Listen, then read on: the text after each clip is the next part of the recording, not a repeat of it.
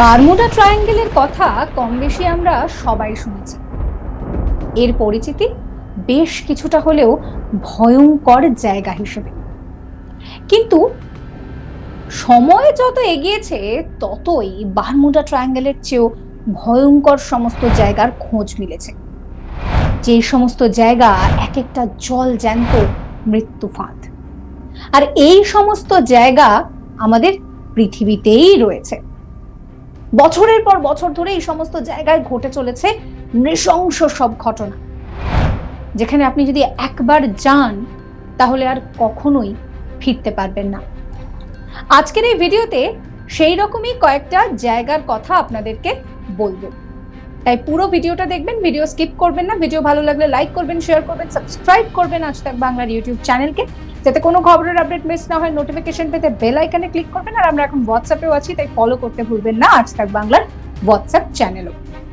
চলুন তাহলে এক ভয়ঙ্কর জায়গা থেকে আপনাদেরকে ঘুরিয়ে আনি। প্রথমেই আপনাদেরকে নিয়ে যাব উত্তর ইতালির একটি আইল্যান্ডে। এই আইল্যান্ড ভেনিস এবং লিডোরের ঠিক মাঝখানে রয়েছে। এই আইল্যান্ডের সব থেকে বড় পরিচিতি হচ্ছে এটা ভূতের দ্বীপ। জানেন, এইখানে একটা মানসিক হাসপাতাল রয়েছে, তাও আবার পরিত্যক্ত অবস্থায়। 1920 সাল, সেই সময় এই দ্বীপে ভয়ঙ্কর সমস্ত কেমিক্যাল নিয়ে গবেষণা চলছে। ইউরোপে অতীতে একটা এমন সময় এসেছিল যে প্লেগ রীতিমতন মহামারীর আকার ধারণ করেছিল। এতে ইউরোপের 3 ভাগের 1 ভাগ মানুষের মৃত্যু হয়।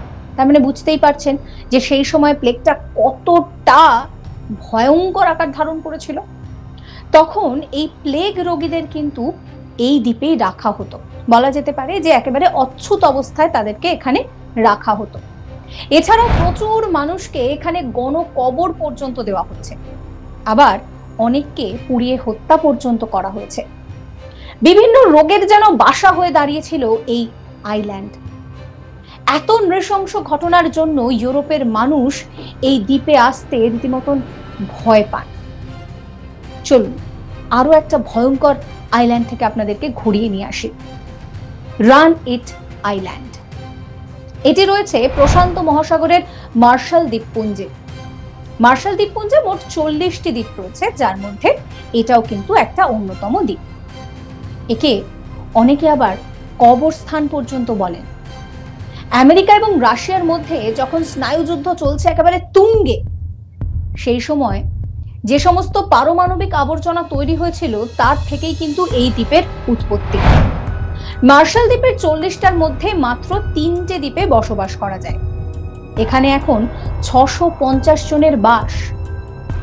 এছাড়াও সমুদ্রের উচ্চতা এখানে প্রতিনিয়তই বাড়ছে, ফলে যে কোনো সময় বন্যায় তলিয়ে যেতে পারে এই দ্বীপ। বিভিন্ন রকমের পারমাণবিক ক্ষত চিহ্ন রয়েছে এই দ্বীপের গায়ে ভরপুর। প্রচুর গর্ত রয়েছে এখানে, আর সেই সমস্ত গর্তগুলো বজ্র দিয়ে ভরে রাখা হচ্ছে।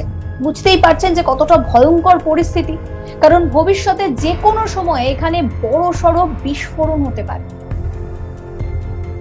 এরপর যে আইল্যান্ডে আপনাদেরকে নিয়ে যাব সেই আইল্যান্ডের নাম হচ্ছে সাবা আইল্যান্ড। এটা 18 বর্গ কিলোমিটার এলাকা জুড়ে রয়েছে।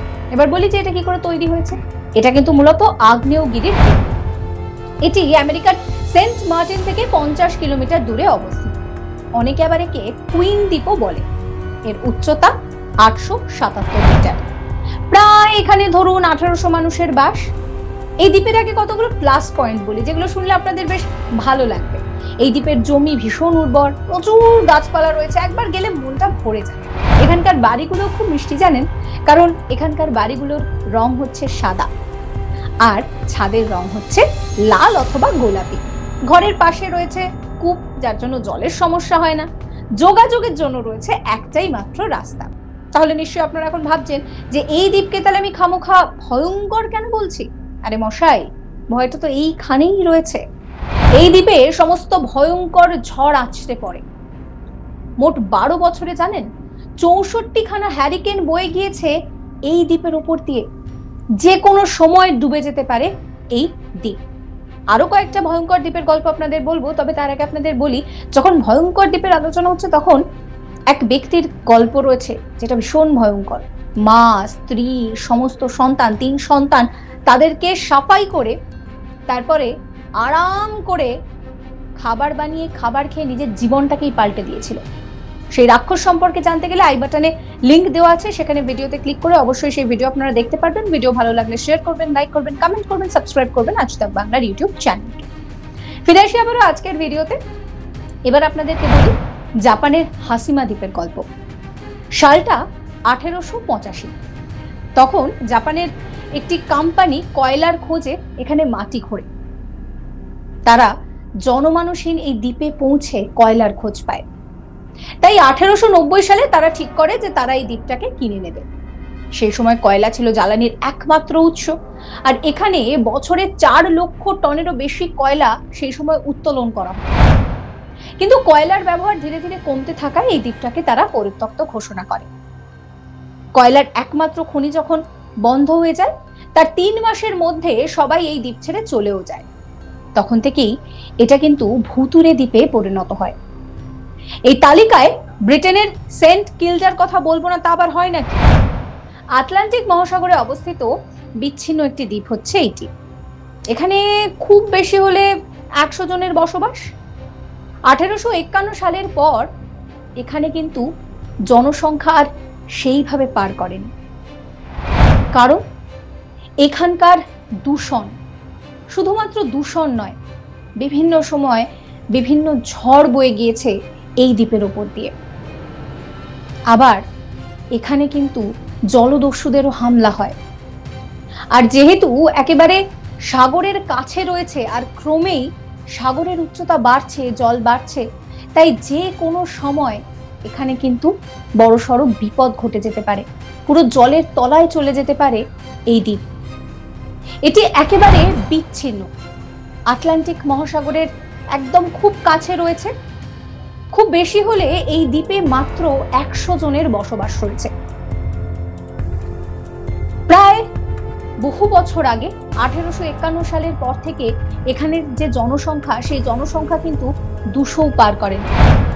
এখানে এখন যারা বসবাস করছেন তারা খুব কষ্ট করে তাদের জীবন জীবিকা নির্বাহ করছেন, কারণ সেখানে জীবিকা নির্বাহ করার মতো আদর্শ জায়গার অভাব রয়েছে। ভাবতে পারছেন আমরা যে পৃথিবীতে বাস করছি, যেটা আমাদের ভীষণ আপন বসবাসের জায়গা, সেখানে বারমুডা ট্রায়াঙ্গেলের থেকেও কত ভয়ঙ্কর সমস্ত দ্বীপ রয়েছে, যে দ্বীপগুলোতে নৃশংস সমস্ত কাজ হয়ে চলেছে। সেই দ্বীপগুলোর গল্প আপনাদের সঙ্গে শেয়ার করলাম। ভিডিও কেমন লাগলো অবশ্যই কমেন্ট করে জানাবেন, কমেন্ট সেকশন খোলা রয়েছে আপনাদের জন্য।